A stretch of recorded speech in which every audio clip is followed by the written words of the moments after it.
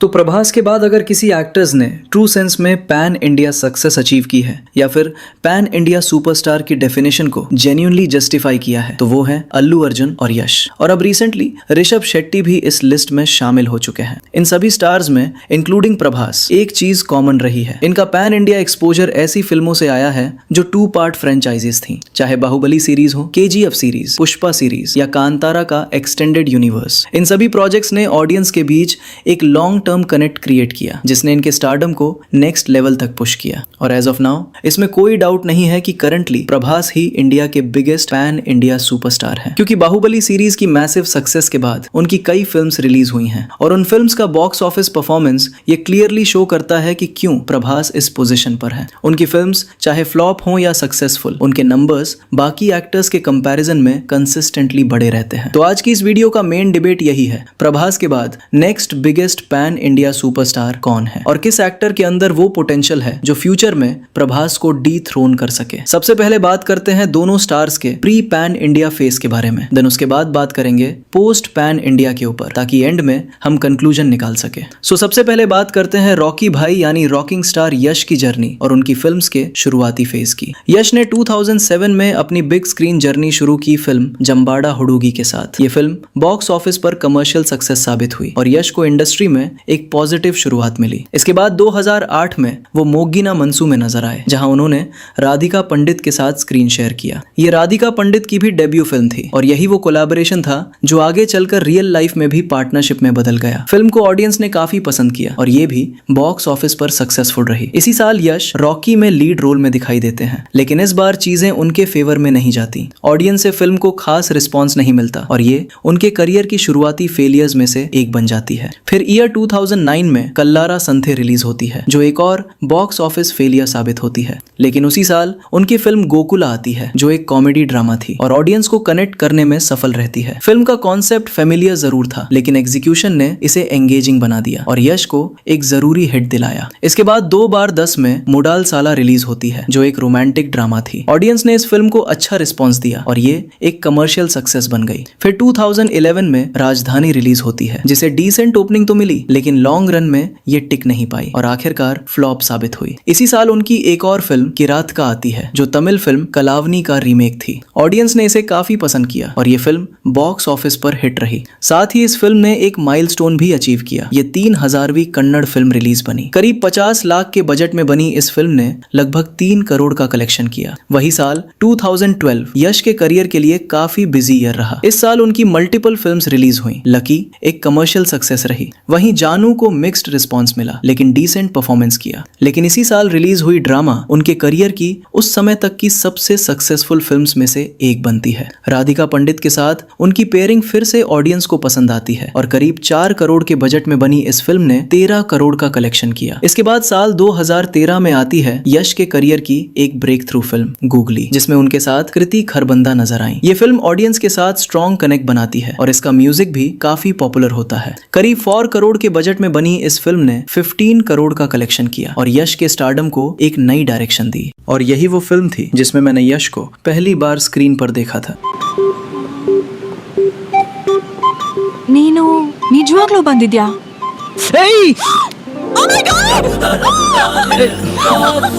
ನಿಜವಾಗ್ಲೂ ಬಂದಿದ್ಯಾ? इस फिल्म के बारे में मुझे मेरे एक खास दोस्त ने रेकमेंड किया था जो यश का इतना हार्डकोर फैन है कि अगर मैं अभी यश के बारे में कुछ भी उल्टा सीधा बोल दूं तो वो मुझे मेरे ही घर की छत से नीचे धकेलने में एक पल भी नहीं सोचेगा। देख रहे हो कैसे कैसे जानलेवा दोस्त पाल रखे हैं मैंने। बाय द वे, आप में से कितने लोग रॉकी भाई के फैंस हैं हमें कमेंट्स में जरूर बताइए और साथ ही ये भी बताना कि आपने यश की सबसे पहली कौन सी फिल्म देखी थी। इसी साल उनकी एक और फिल्म राजा हुली रिलीज होती है जो तमिल फिल्म सुंदर पांडियन का रीमेक थी। ऑडियंस ने इस फिल्म को भी काफी पसंद किया और ये भी कमर्शियल हिट बनती है। करीब 3 करोड़ के बजट में बनी इस फिल्म ने 12 करोड़ का कलेक्शन किया। इस तरह ड्रामा, गूगली और राजा हुली ये तीनों बैक टू बैक हिट्स यश के करियर के लिए एक स्ट्रॉन्ग स्टेटमेंट बन जाती हैं। सैंडलवुड को एक नया राइजिंग स्टार मिल चुका था। फिर ईयर 2014 में गजा केसरी रिलीज होती है जो उस समय तक यश के करियर की बिगेस्ट हिट बनती है। करीब 7 करोड़ के बजट में बनी इस फिल्म ने लगभग 30 करोड़ का कलेक्शन किया और यश के स्टारडम को नेक्स्ट लेवल तक ले गई। लेकिन ये तो बस शुरुआत थी, क्योंकि इसके बाद 2015 में mister and Mrs Ramachari release होती है, जहां यश और राधिका पंडित की केमिस्ट्री वंस अगेन ऑडियंस को कनेक्ट करती है। और जैसा कि पैटर्न बन चुका था, जब भी ये दोनों साथ आते हैं रिजल्ट एक कमर्शियल सक्सेस ही होता है, और इस फिल्म के साथ भी बिल्कुल यही होता है। ये फिल्म करीब 8 करोड़ के बजट के अगेंस्ट 50 करोड़ का कलेक्शन करती है और उसी साल की हाईएस्ट ग्रॉसिंग कन्नड़ फिल्म भी बनती है। इसके बाद 2015 में यश की अगली फिल्म मास्टरपीस रिलीज होती है, जो फिर से एक कमर्शियल हिट साबित होती है। फिर साल 2016 में संतू स्ट्रेट फॉरवर्ड रिलीज होती है। हाँ, ये वही फिल्म है जिसे बाद में रैम्बो स्ट्रेट फॉरवर्ड के नाम से हिंदी में भी डब करवाया गया, जिसमें एक बार फिर यश और राधिका पंडित की पेयरिंग देखने को मिलती है। ये फिल्म 2015 की तमिल फिल्म वालू से इंस्पायर्ड थी और बॉक्स ऑफिस पर इसने डिसेंट परफॉर्मेंस दिया। तो कुछ ऐसा रहा था रॉकिंग स्टार यश का filmography pre pan India face में। यहाँ पर एक शॉकिंग रियलिटी है जो मैं आपको बाद में बताता हूँ, लेकिन उसके पहले बात कर लेते हैं द स्टाइलिश स्टार अल्लू अर्जुन के प्री पैन इंडिया फिल्मोग्राफी के बारे में। तो अल्लू अर्जुन ने 2003 में गंगोत्री के साथ अपना डेब्यू किया था। इस फिल्म को लेजेंडरी डायरेक्टर के राघवेंद्र राव ने डायरेक्ट किया था और ये उनके करियर की 100वीं डायरेक्टोरियल फिल्म थी। फिल्म का म्यूजिक कंपोज किया था एम कीरावानी ने, जो आगे चलकर नाटू नाटू के लिए ऑस्कर जीतते हैं। लगभग 3 करोड़ के बजट में बनी इस फिल्म को इनिशियली तेलुगु लैंग्वेज में रिलीज किया गया था और बाद में मलयालम में डब करके सिम्हा कुट्टी टाइटल के साथ रिलीज किया गया। ओवरऑल फिल्म ने करीब 11 करोड़ का कलेक्शन किया और अल्लू अर्जुन को इंडस्ट्री में एक डिसेंट शुरुआत मिली। लेकिन असली ब्रेक थ्रू आया साल 2004 में, जब उनकी फिल्म आर्या रिलीज हुई। सुकुमार के डायरेक्शन में बनी ये फिल्म उनके करियर की सबसे आइकॉनिक शुरुआत साबित हुई। सिर्फ 4 करोड़ के बजट में बनी इस फिल्म ने 30 करोड़ से ज्यादा का कलेक्शन किया और ऑडियंस के बीच एक कल्ट फॉलोइंग बना ली। आर्या ने अल्लू अर्जुन को ओवरनाइट फैन फेवरेट बना दिया। उनकी स्टाइल, एटीट्यूड और परफॉर्मेंस ने उन्हें अलग पहचान दी। इतना ही नहीं, इस फिल्म के मल्टीपल लैंग्वेजेस में रीमेक्स भी बने, बंगाली, ओडिया, सिंघला और तमिल में। तमिल रीमेक कुट्टी में धनुष और श्रिया सरन लीड रोल्स में नजर आए और उसे भी ऑडियंस से अच्छा रिस्पॉन्स मिला।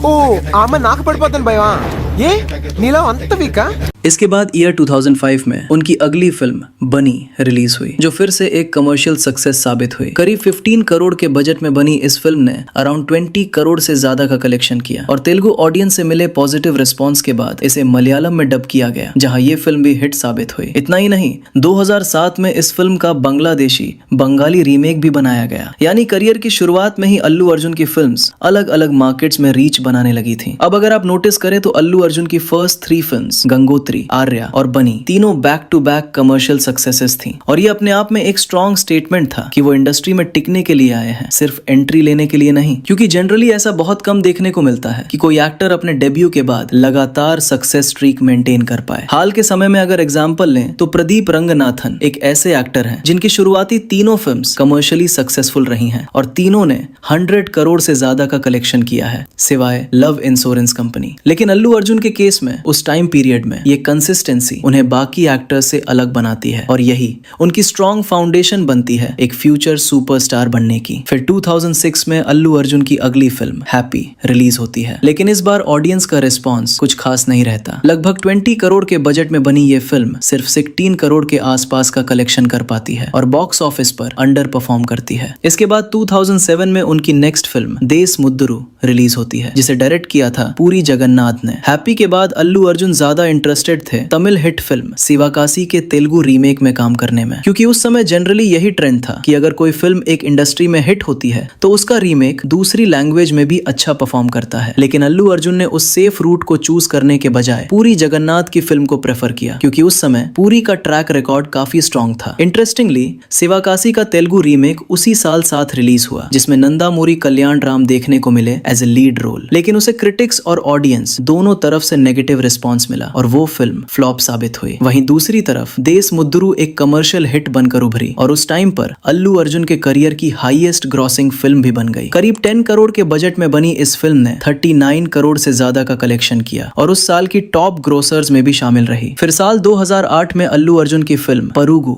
रिलीज होती है, जो एक स्ट्रॉन्ग कमर्शियल सक्सेस साबित होती है। करीब 15 करोड़ के बजट में बनी इस फिल्म ने 30 करोड़ से ज्यादा का कलेक्शन किया इंडिया इस फिल्म को ऑडियंस ने काफी पसंद किया और बाद में इसे कई लैंग्वेजेस में रीमेक भी किया गया, इंक्लूडिंग हिंदी। इसके बाद 2009 में उनकी आइकॉनिक फिल्म आर्या का सीक्वल आर्या 2 रिलीज होता है, जो उनके करियर का पहला सीक्वल प्रोजेक्ट था। लेकिन इस बार रिव्यूज और ऑडियंस रिस्पॉन्स उतना स्ट्रॉन्ग नहीं रहा। लगभग 21 करोड़ के बजट में बनी ये फिल्म 20 करोड़ के आसपास का कलेक्शन ही कर पाई और बॉक्स ऑफिस पर फ्लॉप साबित हुई। हालांकि टाइम के साथ इस फिल्म ने एक कल्ट फॉलोइंग जरूर बना ली और इसके सॉन्ग्स आज भी अल्लू अर्जुन की फिल्मोग्राफी के मोस्ट लव्ड ट्रैक्स में गिने जाते हैं। फिर 2010 अल्लू अर्जुन के करियर के लिए काफी टफ ईयर साबित होता है। उनकी फिल्म वरुडू रिलीज होती है, जो उनके करियर की सबसे बड़ी फेलियर्स में से एक बनती है। करीब 30 करोड़ के बजट में बनी इस फिल्म का थिएट्रिकल रन बेहद कमजोर रहा। इसी साल उनकी एक और फिल्म वेदम आती है, जो कंटेंट वाइज अप्रिशिएटेड होने के बावजूद बॉक्स ऑफिस पर परफॉर्म नहीं कर पाती और लगभग 16 करोड़ के बजट के अगेंस्ट 14 करोड़ ही कमा पाती है। Karnataka, he has fans. That is already his fame. I accept it. Actually, Dala, I think he is the first pan-Indian star in Japan, and I still think it is the same. Nano, every time I see him, I see so much of इसके बाद 2011 में Badrinath release होती है, लेकिन ये film भी expectations पर खरी नहीं उतरती। करीब 42 करोड़ के बजट के मुकाबले ये फिल्म लगभग 45 करोड़ ही कमा पाती है और ओवरऑल एक डिसअपॉइंटमेंट बनकर रह जाती है। यानी इस फेज तक अल्लू अर्जुन की back to back 4 films box office पर फेल या अंडर परफॉर्म कर चुकी थी और ऐसा लगने लगा था कि उनके करियर का इनिशियल मोमेंटम कहीं ना कहीं खत्म हो रहा है। लेकिन फिर 2012 में आता है एक major turning point. Allu Arjun पहली बार डायरेक्टर त्रिविक्रम श्रीनिवास के साथ कोलैबोरेट करते हैं फिल्म जुलाई के लिए और ये फिल्म सिर्फ एक हिट नहीं होती, बल्कि उस समय अल्लू अर्जुन के करियर की हाईएस्ट ग्रॉसिंग फिल्म्स में से एक बन जाती है। करीब 30 करोड़ के बजट में बनी इस फिल्म ने 55 करोड़ से ज्यादा का कलेक्शन किया और अल्लू अर्जुन को फिर से स्ट्रॉन्ग कमबैक दिलाया। इंटरेस्टिंगली, त्रिविक्रम का इनिशियल प्लान अल्लू अर्जुन के साथ काम करने का नहीं था। वो अपनी प्रीवियस फिल्म के बाद किसी और एक्टर के साथ प्रोजेक्ट करने वाले थे, लेकिन जब वो प्लान वर्कआउट नहीं हुआ तब उन्होंने अल्लू अर्जुन को अप्रोच किया और यही कोलैबोरेशन आगे चलकर एक सक्सेसफुल कॉम्बिनेशन बन गया। जुलाई की सक्सेस ने ये प्रूव कर दिया कि अल्लू अर्जुन का करियर अभी खत्म नहीं हुआ है, बल्कि ये सिर्फ एक फेज था और उनका रियल गेम अभी बाकी है। इसके बाद 2013 में अल्लू अर्जुन की ये वाली फिल्म रिलीज होती है। इसका नाम मुझे जम नहीं रहा है, तो आप अपने हिसाब से पढ़ लेना। ये फिल्म पुरी जगन्नाथ और अल्लू अर्जुन का सेकंड कोलैबोरेशन थी। पहली बार जब ये दोनों साथ आए थे तो रिजल्ट एक कमर्शियल सक्सेस था, लेकिन इस बार इक्वेशन काम नहीं कर पाई। लगभग 33 करोड़ के बजट के अगेंस्ट ये फिल्म करीब 37 करोड़ ही कमा पाई और ओवरऑल एक अंडरवेलमिंग परफॉर्मर रही। फिर 2014 में आती है अल्लू अर्जुन के करियर की एक major milestone film Race Gurram, जिसे Hindi audience lucky the racer के नाम से जानती है। इंटरनेट पर इस फिल्म का क्रेज अलग ही लेवल का है। अल्लू अर्जुन की पूरी फिल्मोग्राफी एक तरफ और लकी द रेसर एक तरफ। इतना कल्ट फॉलोइंग इस फिल्म ने अचीव किया है। इसके बाद साल 2017 में डीजे दुवाड़ा जगन्नाथम रिलीज होती है, जो फिर से एक कमर्शियल सक्सेस बनती है। करीब 50 करोड़ के बजट में बनी इस फिल्म ने 150 करोड़ से ज्यादा का कलेक्शन किया और उस साल की टॉप ग्रॉसर्स में शामिल रही। और आप यकीन नहीं करोगे, डीजे फिल्म के डायरेक्टर वही हैं जिसने इस साल पवन कल्याण के साथ उस्ताद भगत सिंह डायरेक्ट करी थी। पता नहीं क्या हो गया है इन सभी डायरेक्टर्स जो एक टाइम पर बिगेस्ट डायरेक्टर्स में गिने जाते हैं, वहीं आज ऐसी वाहियात फिल्में बना रहे हैं। साल 2018 में ना पेरू सूर्या रिलीज होती है, जो मिक्स्ड रिस्पांस के बावजूद लगभग 100 करोड़ का कलेक्शन कर लेती है। इसके बाद साल 2020 में अल्लू अर्जुन की उस टाइम की मोस्ट एक्सपेंसिव फिल्म अला वैकुंठपुरमुलु रिलीज होती है, जो उनका त्रिविक्रम श्रीनिवास के साथ थर्ड कोलैबोरेशन था। इस फिल्म के सॉन्ग्स पूरे इंडिया में सेंसेशन बन गए, खासकर बुट्टा बोम्मा एक कल्चरल ट्रेंड बन गया। करीब 75 करोड़ के बजट में बनी इस फिल्म ने 290 करोड़ से ज्यादा का कलेक्शन किया और अल्लू अर्जुन के करियर की पहली 200 करोड़ क्लब फिल्म बन गई। ये फिल्म उनके करियर का एक बड़ा टर्निंग पॉइंट साबित हुई, जहां से उनका ग्राफ और तेजी से ऊपर जाने लगा। ये था अल्लू अर्जुन की प्री पैन इंडिया फिल्मोग्राफी। यहाँ पर नोट करने वाली बात यह है कि अल्लू अर्जुन ने प्री पैन इंडिया फेज में ही 4 ऐसी फिल्में दे दी थी जिन्होंने 100 करोड़ से ज्यादा का कलेक्शन किया था। वहीं यश की एक भी फिल्म ऐसी नहीं थी जिसने 100 करोड़ के मार्क को टच किया हो।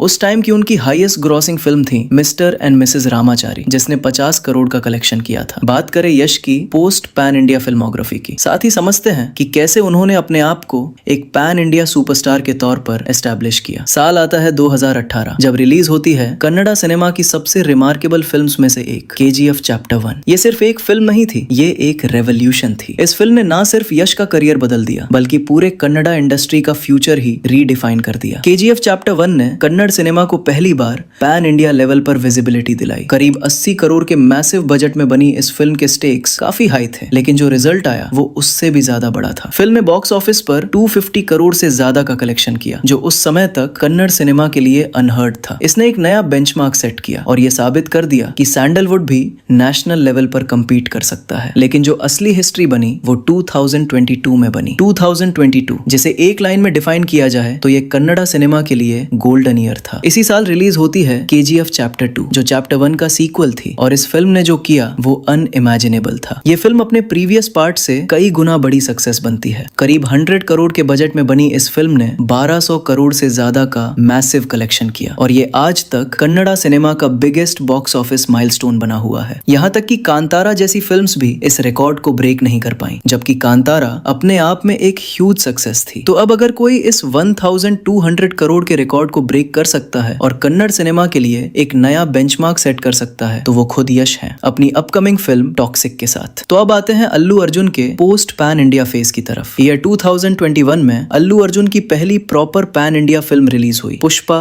द राइज, और यही वो मोमेंट था जहां अल्लू अर्जुन ने पूरे इंडिया को नोटिस करने पर मजबूर कर दिया। करीब 200 करोड़ के बजट में बनी इस फिल्म ने 390 करोड़ से ज्यादा का कलेक्शन किया और ये सिर्फ एक हिट नहीं थी बल्कि एक स्टेटमेंट थी कि Allu Arjun pan India domination के लिए तैयार है। इस फिल्म के सॉन्ग्स, डायलॉग्स, स्टाइल सब कुछ मास लेवल पर वायरल हो गया। ये सुकुमार और अल्लू अर्जुन का थर्ड कोलैबोरेशन था और इंटरेस्टिंग बात यह है कि सुकुमार ने अपने करियर की शुरुआत भी अल्लू अर्जुन के साथ की थी और पैन इंडिया डेब्यू भी उन्हीं के साथ किया। पुष्पा के लिए सर्वश्रेष्ठ अभिनेता का पुरस्कार ग्रहण कर रहे हैं श्री अल्लू अर्जुन। हालांकि शुरुआत में पुष्पा के लिए सुकुमार की फर्स्ट चॉइस अल्लू अर्जुन नहीं थे बल्कि प्रिंस महेश बाबू थे। स्क्रिप्ट पहले उन्हें ऑफर की गई थी, लेकिन क्रिएटिव डिफरेंसेस की वजह से महेश बाबू इस प्रोजेक्ट से अलग हो गए और आज के टाइम पर देखें तो शायद ही कोई अल्लू अर्जुन से बेहतर इस कैरेक्टर को पुल ऑफ कर पाता। इसके बाद आता है पुष्पा 2 द रूल, और जो कुछ इस फिल्म के साथ हुआ वो हिस्ट्री बन चुका है। ये 2024 की हाईएस्ट ग्रॉसिंग फिल्म बनती है। सुकुमार और अल्लू अर्जुन दोनों के करियर की बिगेस्ट ब्लॉकबस्टर बनती है और साथ ही उनकी पहली 1000 करोड़ क्लब फिल्म भी। इतना ही नहीं, हिंदी मार्केट में भी इस फिल्म ने अनप्रेसिडेंटेड परफॉर्मेंस दिया। अकेले हिंदी बेल्ट में ही फिल्म ने 900 करोड़ से ज्यादा का कलेक्शन किया, जो अपने आप में एक रिकॉर्ड है। जहां पुष्पा द राइज के सॉन्ग ज्यादा वायरल थे, वहीं पुष्पा 2 का बॉक्स ऑफिस स्केल उससे 3 से 4 गुना बड़ा रहा। करीब 500 करोड़ के मैसिव बजट में बनी इस फिल्म ने 1800 करोड़ से ज्यादा का कलेक्शन किया और अल्लू अर्जुन के करियर की बिगेस्ट फिल्म बन गई। पुष्पा 2 की सक्सेस ने यह साफ कर दिया कि Allu Arjun pan India market में सिर्फ कम्पीट करने नहीं आए बल्कि रूल करने आए हैं। क्रिटिक्स ने भले ही कंटेंट को लेकर मिक्स्ड रिस्पांस दिया हो, लेकिन ऑडियंस एक्सेप्टेंस इतना स्ट्रॉन्ग था कि फिल्म अनस्टॉपेबल बन गई और यही वजह है कि पुष्पा 2 ने बॉक्स ऑफिस पर कई रिकॉर्ड्स तोड़े और नए बेंचमार्क सेट कर दिए। और जनरली पुष्पा 2 की सक्सेस को देखा जाए तो वो किसी मिरेकल से कम नहीं थी। जिस स्केल पर उस फिल्म ने परफॉर्म किया वो अपने आप में एक अलग ही बेंचमार्क सेट कर देता है। अब आते हैं सीधे पॉइंट पर, यश और अल्लू अर्जुन में से कौन है इंडियन सिनेमा का next biggest pan India superstar. और इस कंपैरिजन में मैं ऋषभ शेट्टी को इंक्लूड नहीं कर रहा क्योंकि ऑनेस्टली ये एक फेयर बैटल नहीं बनेगा। अगर ऋषभ शेट्टी की जर्नी को देखें तो कांतारा से पहले तक वो अपने ही कन्नड़ इंडस्ट्री में बेयरली कोई मेजर ब्रेक थ्रू अचीव कर पाए थे। वो इंडस्ट्री का हिस्सा जरूर थे, फिल्म्स भी बना रहे थे, लेकिन मेन स्ट्रीम लेवल पर उनकी पहचान बहुत लिमिटेड थी। जो रिकॉग्निशन मिला भी वो एक छोटे स्केल पर था। इसलिए प्री पैन इंडिया फेज में ऋषभ शेट्टी इस रेस में कहीं स्टैंड नहीं करते। अब अगर प्री पैन इंडिया फेज की बात करें, यानी केजीएफ, पुष्पा जैसे प्रोजेक्ट से पहले का टाइम, तो यश और अल्लू अर्जुन के बीच कंपैरिजन में क्लियरली अल्लू अर्जुन के पास अपर हैंड है, क्योंकि Allu Arjun pan India debut से पहले ही एक एस्टैब्लिश्ड सुपरस्टार बन चुके थे। हिंदी ऑडियंस के बीच उनकी डब्ड फिल्म्स का क्रेज अलग ही लेवल पर था। उनके सॉन्ग्स, डांस स्टेप्स, स्टाइल, ये सब नॉर्थ इंडिया में भी पॉपुलर कल्चर का हिस्सा बन चुके थे। आर्या जैसी फिल्म्स डब्ड होने के बावजूद हिंदी ऑडियंस के बीच आइकॉनिक स्टेटस अचीव कर चुकी थी। पर्सनली भी अगर देखें तो स्कूल कॉलेज फेज में अल्लू अर्जुन की पॉपुलैरिटी हर जगह नजर आती थी, वॉलपेपर से लेकर डांस परफॉर्मेंस तक। अब बात करते हैं पोस्ट पैन इंडिया फेज की। इस फेज में यश, अल्लू अर्जुन और ऋषभ शेट्टी तीनों की ही दो मेजर फिल्म्स रिलीज हुई और इंटरेस्टिंगली तीनों का सक्सेस पैटर्न काफी सिमिलर रहा। यश की केजीएफ चैप्टर 1 ने लगभग 250 करोड़ का कलेक्शन किया, वहीं अल्लू अर्जुन की पुष्पा द राइज ने लगभग 390 करोड़ कमाए और ऋषभ शेट्टी की कांतारा ने लगभग 450 करोड़ का कलेक्शन किया। तो अगर सिर्फ पार्ट 1 की बात करें तो ऋषभ शेट्टी क्लियरली सबसे आगे नजर आते हैं, प्योरली आरओआई और इम्पैक्ट के हिसाब से। लेकिन असली गेम चेंज होता है पार्ट 2 के साथ। कांतारा के प्रीक्वल यानी चैप्टर 1 लगभग 900 करोड़ तक पहुंचती है। KGF चैप्टर 2 लगभग 1200 करोड़ का कलेक्शन करती है और पुष्पा 2 तो पूरी तरह डोमिनेशन दिखाते हुए करीब 1800 करोड़ तक पहुंच जाती है।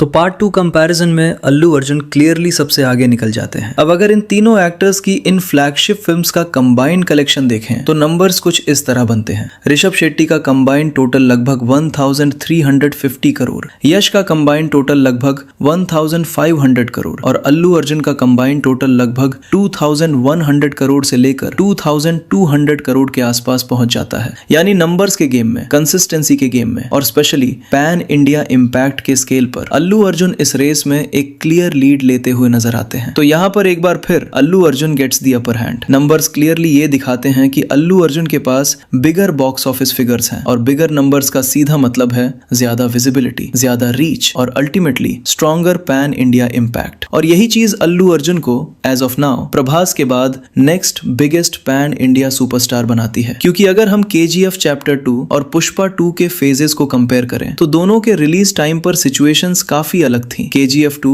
पोस्ट पैंडेमिक फेज में आई थी जब मार्केट पूरी तरह स्टेबलाइज नहीं हुआ था, जबकि पुष्पा 2 एक ऐसे टाइम पर रिलीज हुई जब ऑडियंस बिहेवियर ज्यादा नॉर्मलाइज्ड हो चुका था। लेकिन फिर भी करंट सिनारियो में देखें तो अल्लू अर्जुन क्लियरली इस रेस में आगे नजर आते हैं। हालांकि ये रेस यहीं खत्म नहीं होती क्योंकि यश और अल्लू अर्जुन दोनों की अपकमिंग लाइनअप बेहद स्ट्रॉन्ग है। यश की तरफ से टॉक्सिक जैसी बिग स्केल फिल्म आ रही है। अब वो कब आ रही है वो तो खुद मेकर्स भी नहीं जानते। वहीं अल्लू अर्जुन एटली के साथ अपनी नेक्स्ट मैसिव प्रोजेक्ट राका पर काम कर रहे हैं। दोनों ही फिल्म्स बड़े विजन और ग्रैंड कैनवस पर बन रही हैं और इंडियन सिनेमा की मोस्ट एंटिसिपेटेड प्रोजेक्ट्स में शामिल है। इसके अलावा यश के लाइनअप में रामायण पार्ट 1 एंड पार्ट 2 जैसे मेगा प्रोजेक्ट्स भी हैं और KGF चैप्टर 3 तो लाइनअप में है ही। वहीं अल्लू अर्जुन के अपकमिंग प्रोजेक्ट्स में लोकेश कनगराज के साथ AA23 शामिल है और साथ ही पुष्पा 3 भी उनके बकेट में है। यानी आने वाले समय में ये बैटल और भी इंटेंस होने वाली है और अल्टीमेटली इनकी अपकमिंग फिल्म्स का परफॉर्मेंस ही डिसाइड करेगा कि फ्यूचर में कौन इस थ्रोन को कंप्लीटली डोमिनेट कर सके। लेकिन अगर आज की बात करें तो कंक्लूजन सिंपल है। As of now next biggest pan India superstar का टाइटल अल्लू अर्जुन के पास है। बाकी आप क्या सोचते हो? आपके हिसाब से प्रभास के बाद next biggest pan India superstar कौन है और किस एक्टर के अंदर वो पोटेंशियल है जो फ्यूचर में इस थ्रोन को कंप्लीटली डोमिनेट कर सके? अपने थॉट्स नीचे कमेंट्स में जरूर शेयर करना। और हाँ, सबसे इंपॉर्टेंट बात, इस वीडियो का सारा क्रेडिट जाता है हमारे एक अच्छे फ्रेंड